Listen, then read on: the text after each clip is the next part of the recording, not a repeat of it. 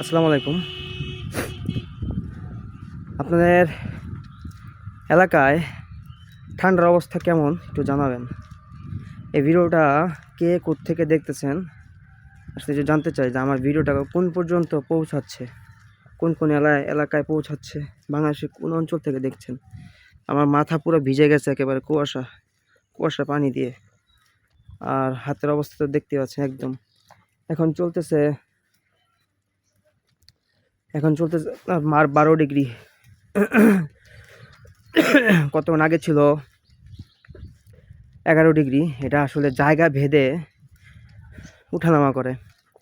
আপনি যখন খুব গাছপালার একদম প্রকৃতির একদম কাছে কাছে থাকবেন, যেমন আমি এখন আছি, এক এক জায়গায় এক এক রকম শো করতেছে।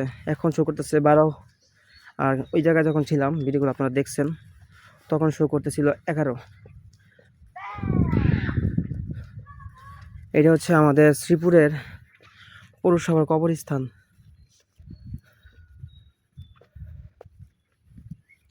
পিছনে সাইনবোর্ড টানানো, এখান থেকে পুরোটা হচ্ছে শ্রীপুরের কবরস্থান, পৌরসভার কবরস্থান।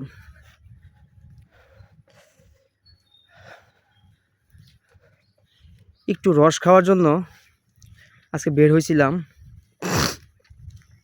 রস আমি খেতে পারি নাই, কারণ গত এক সপ্তাহ যাবৎ, এক সপ্তাহ না 10-12 দিন এরকম হবে, আমি দেখতেছিলাম যে কোন জায়গায় ভালো রস পাওয়া যায়, সেই জায়গাতে আমি এখন আসছিলাম, কিন্তু রস খাইতে পারি নাই, কারণ আমি আসার আগে আগে রস সেল হয়ে গেছে। আর গ্রামে এখন মানে প্রচুর মাত্রায় পিঠা উৎসব, তারা এখন পিঠা বানায় খাবে। তো এই পিঠা খাওয়ার জন্য তারা এক একজন 10 থেকে 12 কেজি পরিমাণে রস তারা নিয়ে থাকে বা কিনে থাকে। কেনার পরে এটা জাল দিয়ে ঘন করবে, তারপরে চিতই, দুধ পুলি, যাই বলি না কেন, দুধ চিতই এগুলো বানাবে। তো আমি আস্তে আস্তে আমার রসের অবস্থা টাইট, মানে রস বিক্রি হয়ে গেছে। আমি বলছে কালকে আসার জন্য। এখন যেহেতু 8টা বাজে, আর 8টা বাজলেও এখন পর্যন্ত ধরেন যে ঠান্ডাটা এখন আছে বা যে কুয়াশাটা এখন আছে, পাওয়ার সম্ভাবনা আছে। কারণ রস যদি রৌদ্র উঠে যায় তাহলে রস নষ্ট হয়ে যায়। এখন রৌদ্র উঠে নাই, আর এখন প্রচণ্ড ঠান্ডা আছে। তো এই ঠান্ডার মধ্যে রস পাওয়ার সম্ভাবনা আছে, তবে আমি চেষ্টা করবো আসলে পাই কি না। কিন্তু এখন যেই জায়গার মধ্যে আমি ঢুকছি, আশেপাশে আমি কোনো রসের মানে খেজুর গাছই দেখতে পাইনি। আমি যে খেজুর রস খাবো, এটা মনে হচ্ছে আমার কাছে এখন আকাশের চাঁদের মতো হয়ে যাবে। এখন আমি যত ভিতরের দিকে ঢুকতেছি, আমার মনে হচ্ছে এখন ঠান্ডা তত বেশি বাড়তেছে। আমি একটু ঠান্ডাটা চেক দিয়ে নিই একটু, যে এখন কত ডিগ্রি চলে এই জায়গায়। এখন আবার 11 ডিগ্রিতে নেমে আসছে। আমি বললাম না জায়গা ভেদে এটা করে। এখন আবার 11 ডিগ্রি, এটা উঠানামা করতেছে। যাই হোক, আমার মাথা একদম ভিজে গেছে। আর আপনারা যারা যারা এই মুহূর্তে আমার ইউটিউব চ্যানেলটি দেখছেন, অঞ্জন হাসান, আপনারা সবাই আমার ইউটিউব চ্যানেলটি সাবস্ক্রাইব করে দিবেন, যাতে খুব শীঘ্রই আমার সাবস্ক্রাইবার ফুলফিল হয়ে যায়। আর কিছুদিন পর হয়তো আমি এটা মনিটাইজেশন করে ফেলবো। আর এখন যে জায়গাটাতে আছি ভাই, যদি আমার একজন ছবি তোলার পার্সোনাল ক্যামেরাম্যান থাকতো, তাহলে বলতাম যে তুমি আজকে শুধু আমার ছবি তুলবা, তোমার আর কোনো কাজ নাই।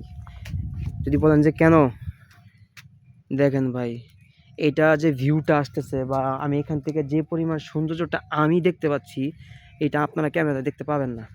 এটা টোটালি ডিফারেন্ট। আমার সামনে এত সুন্দর একটা প্লেস, এই প্লেসে যদি আমার ক্যামেরাম্যান থাকতে বলতো আমার ছবি তোল, কিন্তু আমার পার্সোনাল ক্যামেরাম্যান এখন নাই আমার সাথে। এই যে দেখেন অবস্থা কত সুন্দর, আমি তো আপনাদের দেখাইতে পারবো কিনা আমি জানি না।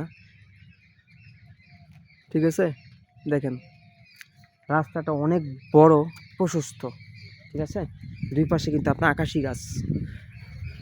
আর আরেকটা জিনিস খেয়াল করবে, দেখবেন আকাশি বাগান যেই অঞ্চলে থাকবে সেই অঞ্চলে পানির প্রবলেম হবে। কেন পানির প্রবলেম হবে? এই যে দেখেন অবস্থা, দেখছেন, এই দেখেন আকাশি গাছ। আপনি মাটির দিকে তাকায় দেখেন একটু, তাহলে বুঝবেন মাটির একদম শুকনা। এর একটা কারণ হচ্ছে আকাশি গাছ যেই অঞ্চলে থাকে সেই অঞ্চলে পানি কেন থাকে না, পানির প্রবলেম কেন হয়? কারণ আকাশি গাছ পর্যাপ্ত পরিমাণে পানি শোষণ করে, ঠিক আছে, তার যতটুকু প্রয়োজন অনেক পানি শোষণ করে।